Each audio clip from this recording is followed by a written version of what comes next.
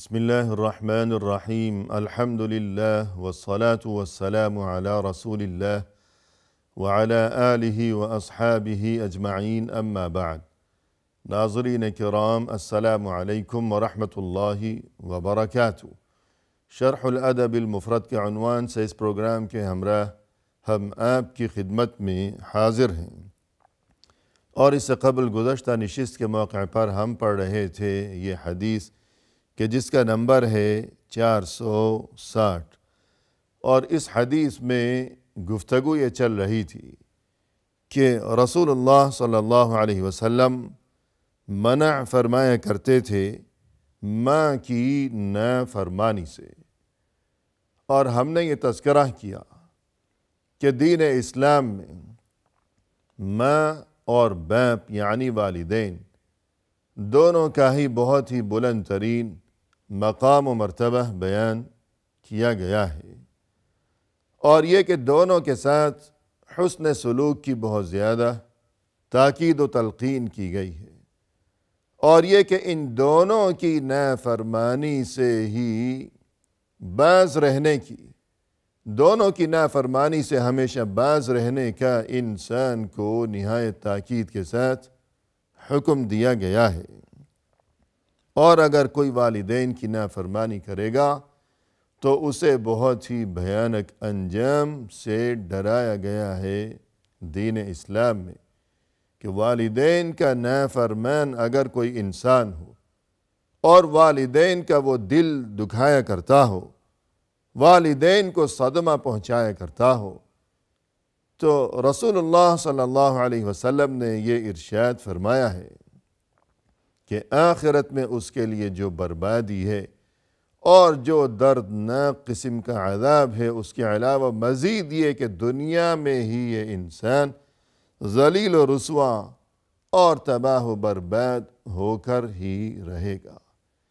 کبھی اسے سکون کے ساتھ جینا نصیب نہیں ہوگا۔ اگرچہ یہاں اس دنیا کی زندگی میں سکون اور راحت و آرام کے تمام اسباب اسے میسر ہوں،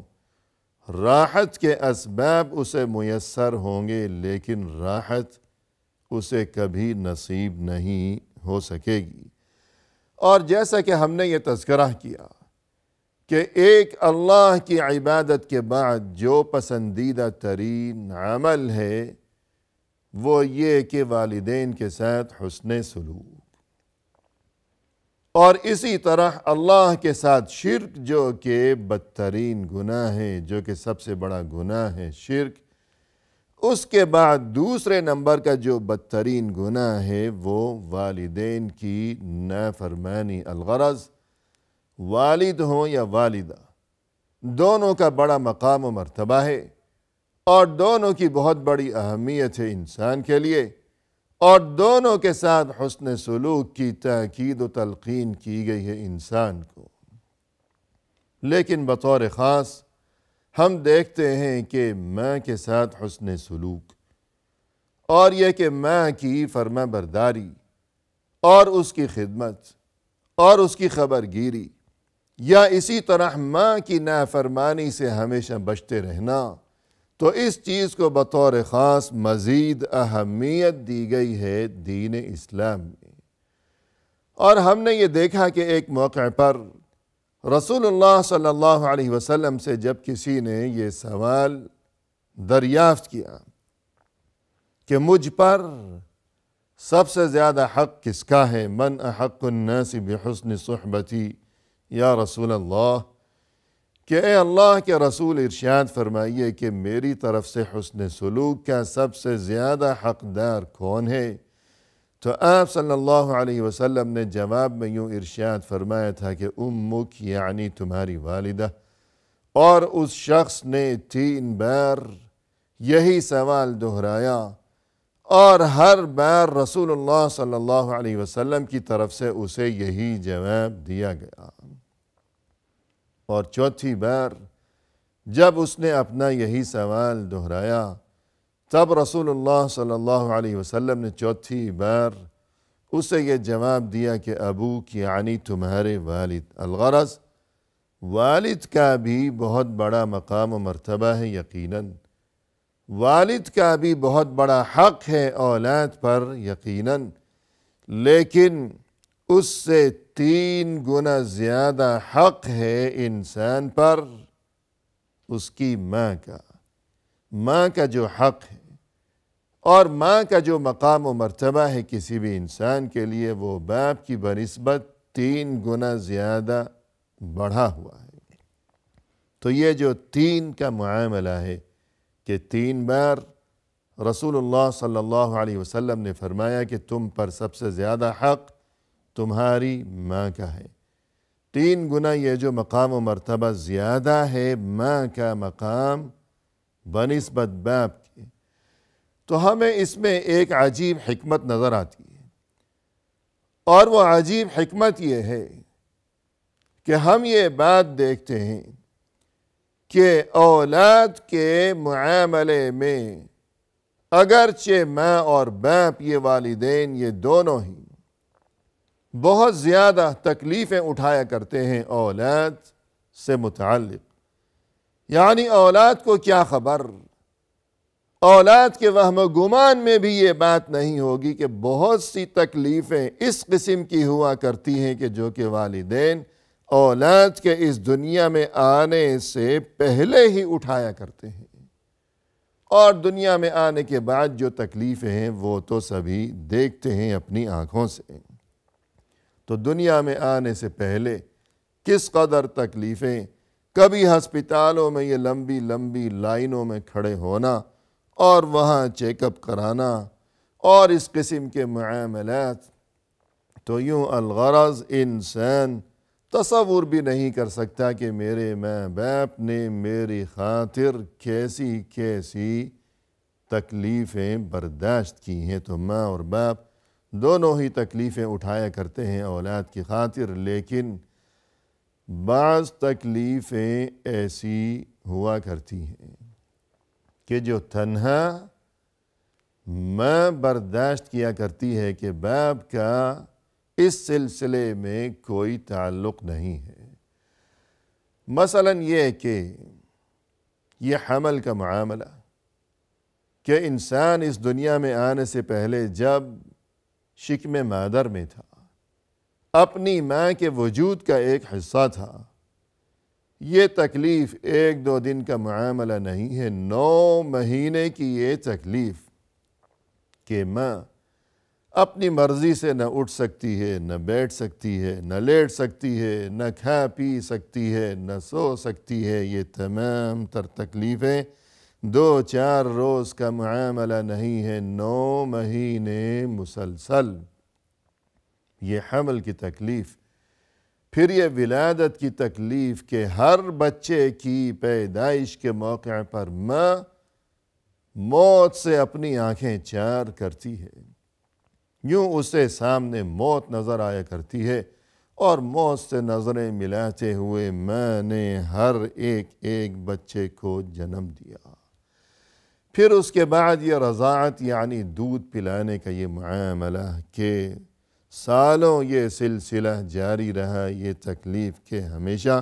کبھی آدھی رات کو اٹھ کر دودھ بنانا اس کے لیے یا دودھ پلانا اسے، تو یوں الغرض وہ دن ہو یا رات ہو، کوئی بھی وقت ہو، ماں کو نہ آرام ہے نہ سکون ہے کہ اپنی مرضی سے نہ سو سکتی ہے نہ جاگ سکتی ہے۔ قرآن کریم میں ہم دیکھتے ہیں کہ جہاں ماں باپ کے ساتھ حسن سلوک کا حکم دیا گیا ہے اللہ عز و جل کی جانب سے، انسان کے خالق و مالک کی طرف سے، انسان کو قرآن میں جہاں یہ حکم دیا گیا کہ اے انسان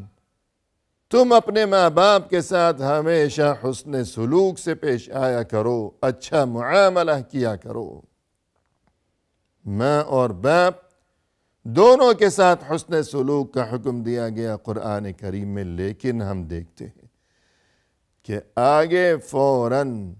جو وجہ بیان کی گئی ہے کہ ماں باپ کے ساتھ حسن سلوک کیا کرو، کیوں؟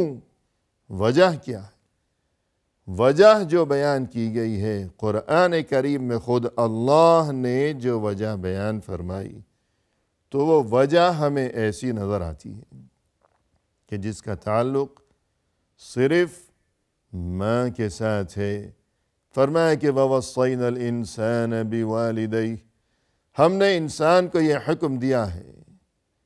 کہ وہ والدین کے ساتھ ہمیشہ حسن سلوک کا معاملہ کیا کرے۔ آگے جو وجہ بیان کی گئی، حملتہ امہ کرہا ووضعتہ کرہا وحملہ وفصالہ 30 شہرا، کہ انسان کو اس کی ماں نے اٹھائے رکھا بڑی ہی تکلیف کی کیفیت میں، اور ایک جگہ فرمایا کہ وہنن علی وہنن، کمزوری کے اوپر کمزوری کے ساتھ اسے اٹھائے رکھا کہ اولاً عورت خود ایک کمزور مخلوق ہے، پھر مزید یہ حمل کی وجہ سے کمزوری، یا جس طرح بعض مفسرین نے فرمایا کہ یہ حمل کی کمزوری کے اوپر کمزوری کے ہر گزرتے ہوئے دن کے ساتھ یہ کمزوری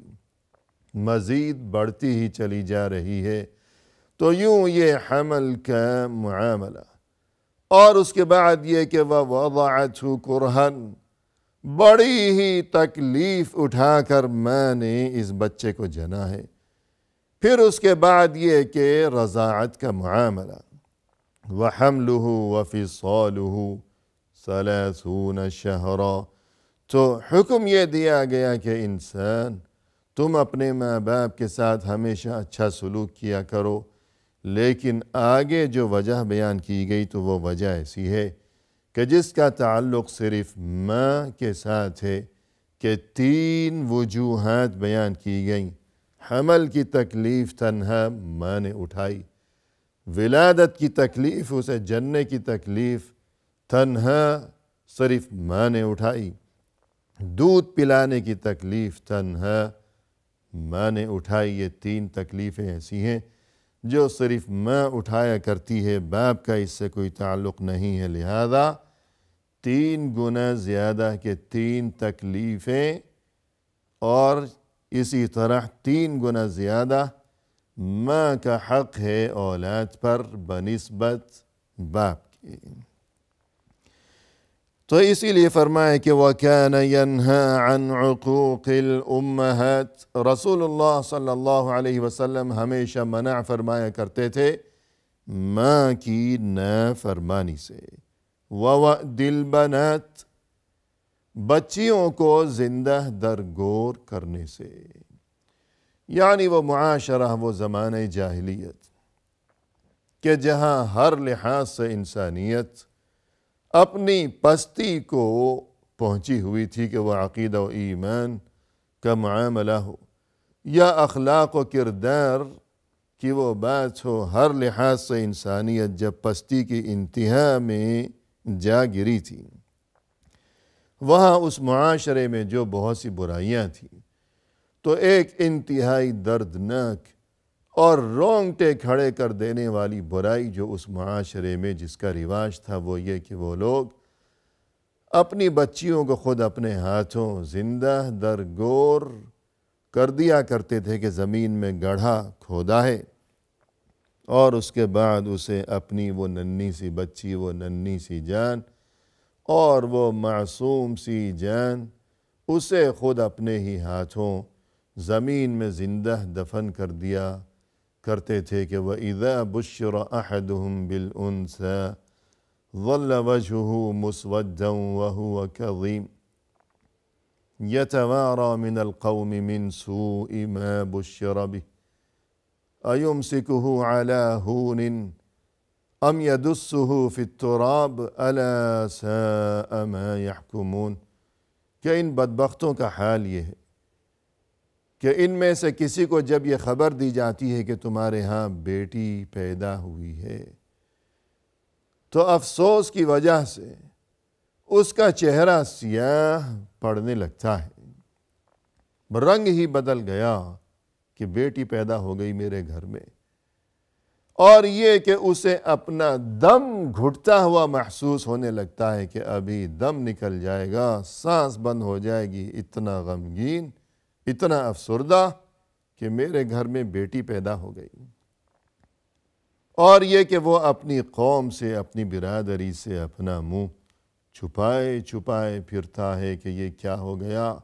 میں کیسے منہ دکھاؤں کسی کو۔ پھر سوچتا ہے کہ اس ذلت کو سینے سے لگائے لگائے میں جیوں یا اسے جان چھڑاؤں، اسے زندہ ہی میں زمین میں دبا دوں، دفن کر ڈالوں، اس رسوائی سے اپنی جان چھڑا لوں۔ اور آخر وہ اسے زندہ درگور کر ہی دیا کرتا ہے۔ یہ تھا وہ معاشرہ۔ وَإِذَا الْمَوْءُودَةُ سُئِلَتْ بِأَيِّ ذَنْبٍ قُتِلَتْ، ہر وہ بچی جسے اس کے باپ نے خود اپنے ہی ہاتھوں زندہ زمین میں دفن کر ڈالا تھا۔ یہ بات، یہ ختم ہونے والی بات نہیں ہے۔ قیامت کے دن اس سے یہ سوال کیا جائے گا کہ بِأَيِّ ذَنْبٍ قُتِلَتْ، بتاؤ تمہارا کیا جرم تھا، تمہارا کیا گناہ تھا۔ یعنی اس کے باپ سے یہ سوال کیا جائے گا کہ تم نے یہ جرم کیوں کیا ہے۔ الغرض یہ انتہائی بھیانک اور یہ رونگٹے کھڑے کر دینے والا یہ جرم کہ وہ لوگ اپنی بچیوں کو زندہ درگور کر دیا کرتے تھے، تو رسول اللہ صلی اللہ علیہ وسلم نے اس چیز سے نہایت سختی کے ساتھ ان لوگوں کو منع فرمایا۔ اور آخری بات یہ کہ وہ منع وہات، آپ صلی اللہ علیہ وسلم اس چیز سے منع فرمایا کرتے تھے کہ منع وہات، کہ انسان کی یہ عادت ہو اور کسی انسان کا مزاج ایسا ہو، یہ ناپسندیدہ مزاج، کہ وہ کسی کو کچھ دینے پر کبھی آمادہ نہ ہو، اور یہ کہ دوسروں سے وہ ہمیشہ چھین لینا چاہتا ہو، کہ خود کسی کے وہ کسی کام نہیں آتا، کسی کو وہ فائدہ نہیں پہنچاتا، یا اس کے ذمے دوسروں کے جو حقوق ہیں، مثلا بیوی بچوں کے اخراجات ہیں، نان نفقہ کے معاملات ہیں، یا اسی طرح فرض کیجئے صدقہ و خیرات کا سلسلہ ہے، تو وہ کسی کو کچھ نہ دیتا ہو، البتہ ہمیشہ موقع کی تلاش میں رہا کرتا ہو کہ دوسرے سے کس طرح مجھے کچھ مل سکے۔ یہ بہت ہی ناپسندیدہ ترین عادت ہے، لہذا رسول اللہ صلی اللہ علیہ وسلم اس سے ہمیشہ منع فرمایا کرتے تھے۔ اور اسی کے ساتھ ناظرین کرام، آج کی اس ملاقات میں ہم نے یہ حدیث مکمل کر لی ہے کہ جس کا نمبر ہے 460 اس کتاب الأدب المفرد میں۔ ہمیں دیجیے اجازت اللہ کے حوالے۔ وآخر دعوانا ان الحمد للہ رب العالمین۔